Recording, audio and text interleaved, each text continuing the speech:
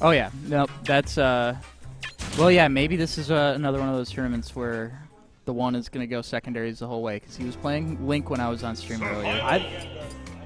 I've seen him play today. Samus, Ganondorf, and Link. So it might be the standard he's trio. Trying to then figure out which matchups he likes for which characters. I think also he just likes playing those other two characters. He does. So, but I would imagine it's Ganondorf. The patience that he exhibits with the Link, I really love watching that because that's a character that I just like try and play and I just get irritated. It's the way he plays every character is so precise. The spacing's always gorgeous. And the use of short hops and like fast falls for movement options, all that kind of stuff. And it's so impressive because, for example, Favor is a relatively patient Samus, but he doesn't play anything like TheOne. No, TheOne's game is all about like those space forward tilts for both Link and Samus, which makes sense because he plays a character in Ganon, his main, that gets so much off tilts. Like you have to be able to navigate with tilts if you're going to have any chance at it. I'm guessing this is a button check. Yeah, gotta be. Yeah. But I think the opportunity to go Ganon in this matchup is too strong because Ganon's so good at edge guarding. Yes. And that is one of Cloud's weaknesses if you can ever take advantage of it. Yeah, a character with aerials that are really hard to challenge is kind of key to beating Cloud. But you have to get him off stage in first place for any of that to matter. And Cloud is just so good on stage.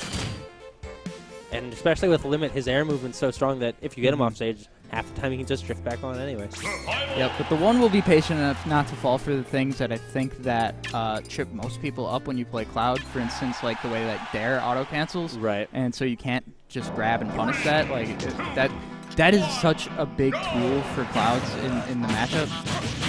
Against players who don't know what's going on. Right. Especially because of the disjoint on that there. It's just so hard to challenge. You just have to be really patient, sit and shield, have your spacing perfect, and that's pretty much TheOne's game. It's true. So, whenever I watch TheOne play, I'm always impressed with a lot of things, but his usage of Nair in particular is always just so good.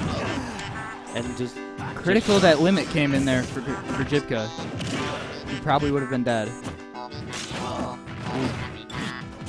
Goes for the spike. It's so scary. Yeah. You can see Jibca having trouble. And most people probably consider this a garbage matchup for Ganondorf, and it is, but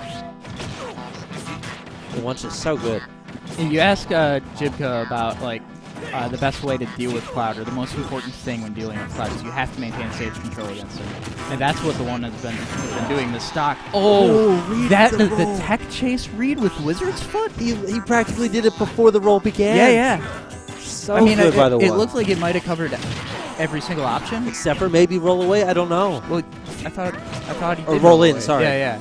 Right. But even that, it looked like startup might have caught it. Never want to roll into Ganondorf. Yeah, right. Very good option by TheOne.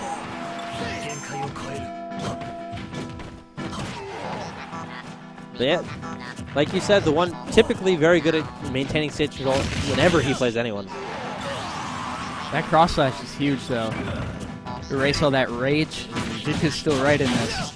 Especially, I mean, cross slash. If you get the first hit, it's 319%. I think he only confirmed off the second hit there, but that's fine. But it's still big damage. That falling Dare. And the way you can mix it up by fast falling at different portions of the jump. Right. It makes it such a great move for Cloud. Especially once he has Limit and that S-tier mobility from that. Right. Especially with a character who is relatively slow. You can very simply challenge that down air coming from the sides, but Ganondorf can't avoid it if he's already beneath it. Is that going to do it? Oh, that was a great read with the Limit Blade Beam. Okay. Again, the option coverage there. Yeah. And that's something that usually wouldn't kill Ganondorf at that percentage, like 100. But it certainly wouldn't have from center stage. Right. But on that Smashville platform is just brutal. Yeah, good awareness that there really weren't any good landing options for TheOne. No, he had already spent his double jump. There's not much he could have done. Can't challenge that. It's, I believe, I forget the word for it. I feel like Blade Beam is, or Limit Blade Beam at least, is kind of an underused tool for most Clouds. Because it's so easy to just think, I'm either going to fish for Finishing Touch because it kills absurdly early, or Cross Slash kills absurdly early. And because Cross Slash is like so close to being unpunishable. And it's a multi-hit, and it does so much shield damage. Blade Beam has its uses though, especially as like a roll coverage, landing coverage, ledge coverage, lots of things. Good start again for the one, maintaining stage control. Oh, no tech.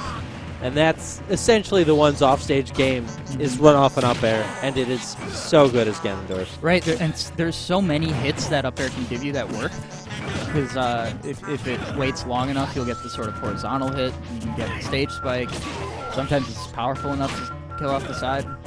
So many options. I believe that Blade Beam was a misinput. Oh yeah, probably. Left him open for the dash attack.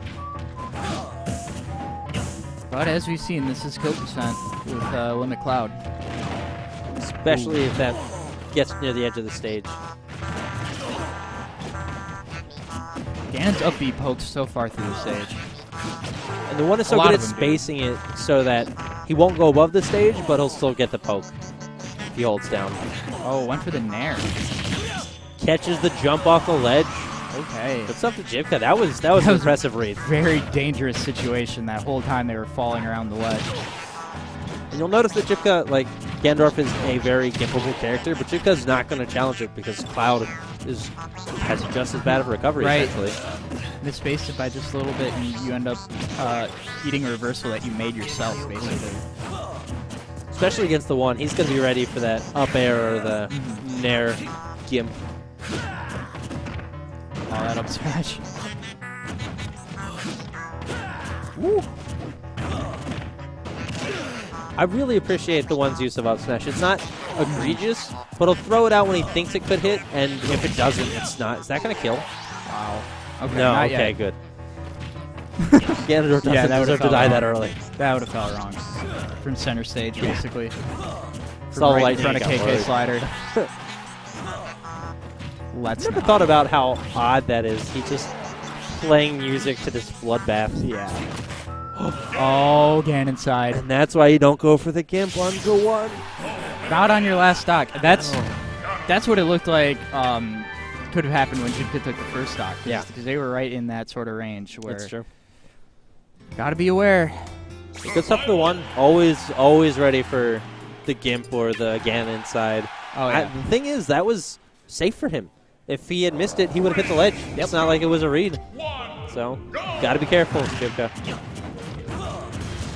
The Lilac counterpick from Jibca, fairly standard. Cloud loves the stage, despite what people may think about the tilting, whatever. Everybody gets affected by the tilting. I actually don't think it's that bad for Cloud, considering the whole fully vertical thing. You can just kind of ride the wings up to the ledge if he needs to. But he can shark through these platforms so easily with so many different moves. Nair, up air, up tilt. The low platforms are so good for... that good read. What even led into that? I was talking about something that didn't matter, and he just pulls this amazing... Yeah. It was... amazing combo. The one had to essentially air dodge, putting him in a really bad situation, or eat that. So now, fully lapped, the one's got some major work to do. We know he can do it, especially that's a short jump. Yep. There you go. That's not a Lilac situation either. That's just a really good string, pushing Jibca too far away from the stage after he burned his jump. And a lot of people fall for that trap, feeling like they're safe recovering using their second jump. And the one will just catch it with the wizard's foot. Yeah, it gives Ganon a range that you really don't ascribe to him, you know? He seems like a character that's all about the close quarter combat, and then he'll bust out the wizard's foot on you. Doesn't run fast, but his moves give him some quick burst options. Dash attack has deceptive range too if you're not aware for your spacing. So, drops the shield just in time to hit the elbow. Has to burn limit. Yeah, I think that was a smart high recovery there. Oh, yeah. He was going to have to burn his limit either way. Might as well take the safer route and not risk eating the up air. Wow, that back air. Oh! Such a good spaced wizard's foot. And maybe the tilt did hurt Jibca there. Right. Because he couldn't snap the ledge, and that was what made that Wizard's Foot possible. But good stuff to TheOne, knowing that, one, he'd be going above the stage, and two, that the Wizard's Foot would catch it and not send him down. Right? I think even if it had sent him down, given that he hit, Jibca would have died first. But if he hadn't, it's good to know that he would have lived anyway. Yeah. 3, 2, 1. Yeah, Jibca's not concerned about the stage there, and I think for good reason. Especially because those low platforms, I mean, those up tilts, you're seeing it right now, are so dangerous with Cloud. The platforms do give Cloud somewhere to run to, and they don't give your opponents a place to run. It's so easy for him to hit up there.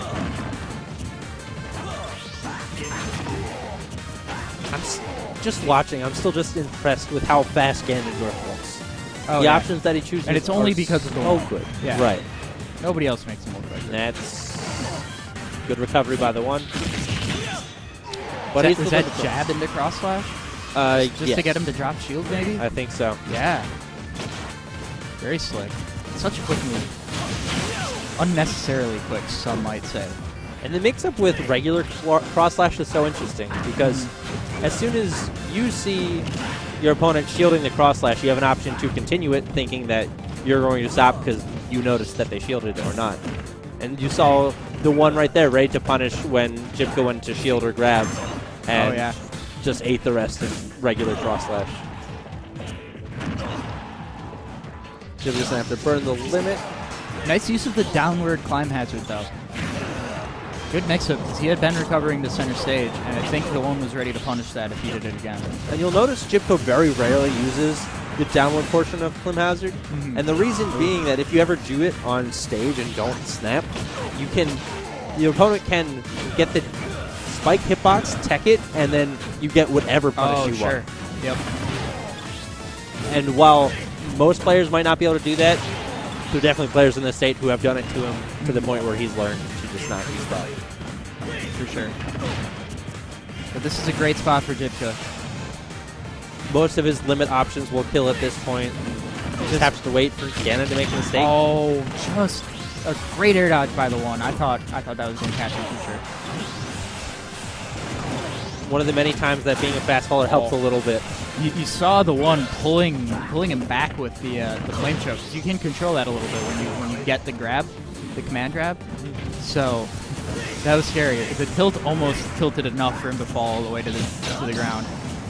And that limit Climb Hazard would have killed, but one got the shield out just in time. Yeah. Now this is looking scary for Jibca. Yeah, and we've seen that he can die at this percent very easily. Ooh, especially to Rage Ganon. Oh, and there it is! Oh, looks the so pullback. Safe. Yeah, he was definitely over the stage and got it. Of course, he also landed the flame choke a lot higher this time than last time. Yeah, needed that height for it to work. Right. But absolutely. Good stuff. Jibca looked like he threw out a safe aerial because of that burst momentum of Ganondorf and the capabilities that he has.